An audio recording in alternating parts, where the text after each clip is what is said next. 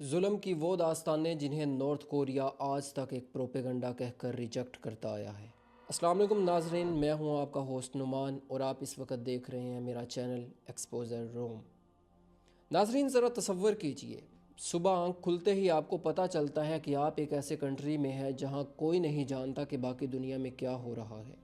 آپ نہیں جانتے کہ فیس بک، یوٹیوب یا گوگل کیا ہے۔ انٹرنیٹ نام کی کوئی دنیا آپ کے لیے ایگزسٹ ہی نہیں کرتی۔ اور سب سے خطرناک بات، آپ نہیں جانتے کہ آپ ایک غلام ہیں۔ ایک ایسا ملک جہاں گورنمنٹ آپ کی سوچ کو کنٹرول کرتی ہے، جہاں سٹیٹ آپ کی ایموشنز کو ڈیسائیڈ کرتی ہے اور لیڈر کو خدا سے اوپر سمجھا جاتا ہے۔ لیکن اس سب کے باوجود یہاں آپ کو سوال کرنے کا کوئی حق نہیں، کیونکہ یہاں سوال کرنے کا مطلب آپ کی زندگی خطرے میں ہے۔ جی ہاں، ہم بات کر رہے ہیں نارتھ کوریا کی۔ نارتھ کوریا کو اکثر کہا جاتا ہے the most isolated country in the world, لیکن آئسولیشن کا مطلب صرف بارڈر بند ہونا نہیں، بلکہ اصل آئسولیشن یہ ہے کہ لوگ نہیں جانتے کہ باہر کی دنیا کیسی ہے، اور اگر کوئی جاننے کی کوشش کرے تو اسے غائب کر دیا جاتا ہے۔ نارتھ کوریا کو کوئی گورنمنٹ نہیں بلکہ ایک خاندان چلا رہا ہے، ایک خاندان اور اس کی 3 نسلیں۔ سب سے پہلے کم il سنگ، اس کے بعد کم جونگ il اور پھر کم جونگ ان، اور ہر نسل نے لوگوں سے کچھ نہ کچھ چھینا ہے۔ سب سے پہلی نسل نے لوگوں سے فریڈم، دوسری نسل نے فوڈ اور تیسری نسل نے ہوپ۔ نارتھ کوریا میں انسان کے پیدا ہوتے ہی اس کی تقدیر کا فیصلہ کر دیا جاتا ہے، کیونکہ یہاں حقیقت میں انسان نہیں بلکہ انسانوں کی کیٹیگریز رہتی ہیں۔ آپ کے پیدا ہوتے ہی یہ فیصلہ کر دیا جائے گا کہ آپ کس کیٹیگری میں رہیں گے۔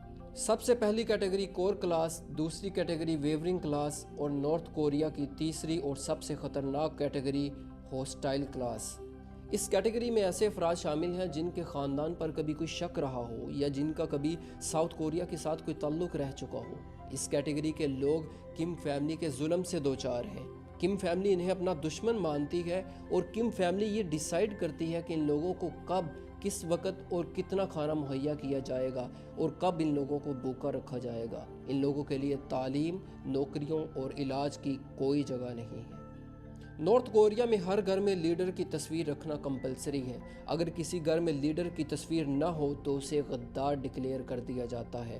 اگر کسی کے گھر میں آگ لگ جائے تو اپنی فیملی کو بچانے سے پہلے کم جونگ ان کی تصویر کو بچانا پڑے گا، کیونکہ ان کیس اگر آپ اور آپ کی فیملی بچ گئی مگر وہ تصویر جل گئی تو اس کا مطلب آپ کی زندگی بھی خطرے میں ہے۔ آپ کو یہ جان کر حیرانی ہوگی کہ نارتھ کوریا میں اپنا شہر بدلنا ایک سنگین جرم ہے۔ یہاں ایک شہر سے دوسرے شہر بغیر اجازت سفر کرنے پر بھی آپ کو جیل ہو سکتی ہے۔ یہاں ویسٹرن کپڑے پہننے پر بھی سزا مل سکتی ہے۔ یہاں تک کہ آپ کون سا ہیئر سٹائل رکھیں گے یہ بھی گورنمنٹ ڈیسائیڈ کرتی ہے۔ نارتھ کوریا میں مذہبی پابندیاں اپنے عروج پر ہیں۔ یہاں نماز روزہ تو بہت دور کی بات، اگر آپ کے ہاتھ میں قرآن، بائبل یا کوئی اور مذہبی کتاب دیکھی گئی تو آپ کو قتل کر دیا جائے گا۔ نارتھ کوریا میں آپ کو انٹرنیٹ تک کی ایکسیس نہیں دی جاتی۔ آپ صرف حکومت کی طرف سے لانچ کیا ہوا ایک فیک انٹرنیٹ استعمال کر سکتے ہیں، اور آپ کے اسٹیٹ اپرووڈ موبائل فون پر کسی بھی رینڈم ٹائم میں ایک سکرین شاٹ لیا جا سکتا ہے جسے بعد میں اتھارٹیز چیک کرتی ہیں۔ آپ کو فوراً ریڈیو تک سننے کی اجازت نہیں ہے۔ حکومت اتنی ظالم ہے کہ اگر آپ کے پاس کوئی USB یا DVD مل گئی تو آپ کو جیل یا ایکسیکیوشن ہو سکتی ہے، اور اگر کبھی غلطی سے بھی آپ نے ساؤتھ کوریا کی کوئی فلم یا کوئی ڈرامہ دیکھ لیا تو آپ کو غدار تسلیم کر لیا جائے گا۔ نارتھ کوریا میں ٹی وی اور نیوز پیپرز کے نام پر صرف اور صرف ایک پروپیگنڈا ہے۔ یہاں آپ کو ٹی وی پر چند چینلز نظر آئیں گے اور ان میں بھی ہر وقت کم جونگ ان کی تعریفیں کی جا رہی ہوں گی۔ صرف کم فیملی کو ریپریزنٹ کیا جاتا ہے۔ ہر وقت کم خاندان کی جھوٹی وکٹریز دکھائی جاتی ہیں۔ لوگوں کو سکھایا جاتا ہے کہ تمہارا لیڈر ہی سب کچھ ہے۔ لوگوں کو بتایا جاتا ہے کہ تمہارا لیڈر دنیا کا طاقتور ترین انسان ہے اور اس لیڈر کی وجہ سے ہی تم زندہ ہو۔ لوگوں کو بتایا جاتا ہے کہ باہر کی دنیا تمہاری دشمن ہے، امریکہ ایک ایول ہے اور ساؤتھ کوریا تباہ ہو چکا ہے۔ ناظرین، یہاں بچے اسکول تو جاتے ہیں لیکن انہیں میتھ، سائنس اور ہسٹری سے پہلے سکھایا جاتا ہے لیڈر از آلویز رائٹ۔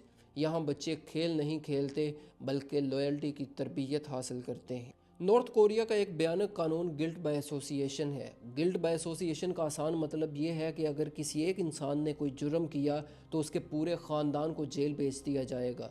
اور یہ سزا 3 نسلوں تک ایکسٹینڈ کی جا سکتی ہے۔ آپ نے بالکل صحیح سنا، یہ سزا 3 نسلوں تک ایکسٹینڈ کی جا سکتی ہے، یعنی اگر دادا نے کوئی جرم کیا تو اس کی سزا اس کے پوتے کو بھی دی جائے گی۔ نارتھ کوریا سے بھاگ کر زندہ بچ جانے والوں کی یہ کہانیاں آج بھی پڑھنے والوں کو رلا دیتی ہیں۔ ناظرین، ایک 9 سال کا بچہ کانگ، جسے بچپن میں ہی ایک پریزن کیمپ میں بھیج دیا جاتا ہے صرف اس لیے کیونکہ اس کے دادا پر یہ الزام لگا تھا کہ انہوں نے حکومت پر تنقید کی ہے، صرف ایک انسان کے الفاظ تھے اور پورے خاندان کو اس 9 سالہ بچے سمیت قید کر دیا گیا۔ شن ڈونگ ہوک ایک ایسا شخص ہے جو نارتھ کوریا کے ایک پریزن کیمپ میں بڑا ہوا۔ شن ڈونگ ہوک کے اکارڈنگ اس کا خاندان نارتھ کوریا میں لا آف گلٹ بائی ایسوسی ایشن کے تحت قید تھا۔ 2012 میں فرار ہو کر اس نے اپنی زندگی کی پوری داستان سنائی۔ اگرچہ شن ڈونگ ہوک کی بتائی گئی تمام تفصیلات مکمل طور پر ویریفائڈ نہیں ہے، لیکن پھر بھی اس سے یہ ثابت ہوتا ہے کہ نارتھ کوریا کے پریزن کیمپس میں بھوک اور تشدد واقعی موجود ہے۔ اگر کوئی نارتھ کوریا سے بھاگنے کی کوشش کرے تو اس کی ایک ہی سزا ہے، شوٹ آن سائٹ، یعنی اسے دیکھتے ہی مار دیا جائے گا۔ بہت سے ایسے لوگ جو بھاگنے میں کامیاب ہو جاتے ہیں، ان کے خاندانوں کو اکثر خاموشی سے غائب کر دیا جاتا ہے، یا ان کے خاندانوں کو دور دراز کے علاقوں میں جلا وطن کر دیا جاتا ہے، انہیں لیبر کیمپس میں بھیج دیا جاتا ہے اور ان کے نام ریکارڈ سے ختم کر دیے جاتے ہیں۔ نارتھ کوریا میں سزا پانے کے لیے یہ ضروری نہیں کہ آپ کوئی جرم کریں، سوال اٹھائیں یا بغاوت کریں۔ یہاں آپ کا زندہ ہونا آپ کی سزا کے لیے کافی ہو سکتا ہے۔ گلٹ بائی ایسوسی ایشن کا اصل مقصد سزا دینا نہیں بلکہ انسانی سوچ کو کنٹرول کرنا ہے، کیونکہ ایک انسان خود بھلے ہی مرنے سے نہ ڈرے مگر اپنے ماں باپ اور بیوی بچوں کے انجام کا خوف اسے خاموش رکھتا ہے۔ اگر نارتھ کوریا میں پریزن کیمپس کی بات کی جائے تو انہیں کہا جاتا ہے ری ایجوکیشن کیمپس، مگر حقیقت میں یہ سزا کے کارخانے ہیں۔ یہ وہ جگہ ہیں جہاں انسان کو انسان ہونے کی سزا دی جاتی ہے۔ ناظرین، ذرا تصور کیجئے، رات کے اندھیرے میں آپ کو آپ کے گھر سے اٹھا لیا جاتا ہے، آپ کو نہیں بتایا جاتا کہ آپ کا جرم کیا ہے، آپ کی سزا کیا ہے اور آپ کبھی واپس بھی آئیں گے یا نہیں۔ لیبر کیمپس میں پہنچنے کے بعد سب سے پہلی چیز جو آپ سے چھینی جاتی ہے وہ ہے آپ کی آئیڈینٹی۔ آپ کا نام حکومتی ریکارڈ سے ختم کر دیا جاتا ہے اور آپ محض ایک نمبر بن کر رہ جاتے ہیں۔ یہ لیبر کیمپس کوئی چھوٹی جیلیں نہیں بلکہ پورے کے پورے شہر ہیں، ایسے شہر جہاں امید داخل نہیں ہو سکتی۔ یہاں لوگ روزانہ 12 سے 16 گھنٹے کام کرتے ہیں، وہ بھی بغیر مناسب کھانے، علاج اور آرام کے۔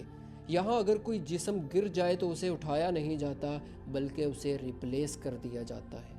کئی زندہ بچ جانے والے لوگ بتاتے ہیں کہ کیمپوں میں بھوک ایک مستقل ساتھی ہے۔ یہاں لوگ کیڑے مکوڑے اور گھاس کھانے پر مجبور لیکن کام نہیں چھوڑ سکتے، کیونکہ یہاں کام نہ کرنے کی سزا موت سے بھی بدتر ہے۔ اب ایک لمحے کے لیے ذرا کولیکٹیو پنشمنٹ کو یاد کریں۔ بہت سے کیمپوں میں ایسے لوگ بھی ہوتے ہیں جنہوں نے خود کوئی جرم نہیں کیا، لیکن ان کا جرم صرف یہ ہے کہ ان کا دادا، باپ یا بھائی ریاست کو پسند نہیں آئے۔ یہاں جرم وراثت میں ملتا ہے۔ ان کیمپوں میں مرد، عورت، بوڑھے اور بچے سب کو لایا جاتا ہے۔ عورتوں پر جنسی تشدد کیا جاتا ہے، حاملہ عورتوں کے بچوں کو فورسڈ ابورشن کے ذریعے ختم کروا دیا جاتا ہے یا پھر ان بچوں کو پیدا ہوتے ہی مار دیا جاتا ہے۔ آخر میں آپ کو بتاتے چلیں کہ نارتھ کوریا نے ان کیمپس کی موجودگی کو کبھی تسلیم نہیں کیا۔ یہ انفارمیشن کسی ایک سورس سے نہیں بلکہ ملٹیپل سٹرونگ سورسز سے ملی ہے، جیسا کہ ڈیفیکٹرز یعنی نارتھ کوریا سے فرار ہونے والے لوگوں نے ان کیمپوں کے اندر کی زندگی، فورسڈ لیبر، تشدد، بھوک اور کولیکٹیو پنشمنٹ جیسے حقائق دنیا کے سامنے رکھے۔ جب مختلف لوگ مختلف جگہوں سے ایک ہی بات کر رہے ہوں تو وہ صرف ایک کہانی نہیں رہتی بلکہ ایویڈنس بن جاتی ہے۔ یہی نہیں بلکہ انٹرنیشنل ایکسپرٹس نے سیٹلائٹ کے ذریعے high security fenced areas, watch towers, mines, barracks اور ماس گریو جیسی لوکیشنز بھی آئیڈینٹیفائی کی ہیں۔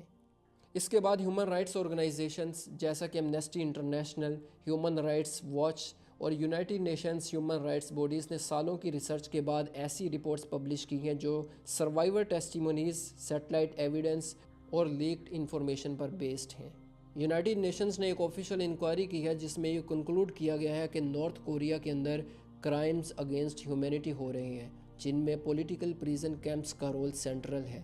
یہ سب ریومرز نہیں بلکہ ڈاکومنٹڈ فائنڈنگز ہیں۔ دراصل نارتھ کوریا جرنلسٹ کو کیمپ دکھاتا ہی نہیں، انڈیپینڈنٹ آبزرورز کو اجازت ہی نہیں دیتا اور ہر رپورٹ کو ایک پروپیگنڈا کہہ کر رد کر دیتا ہے۔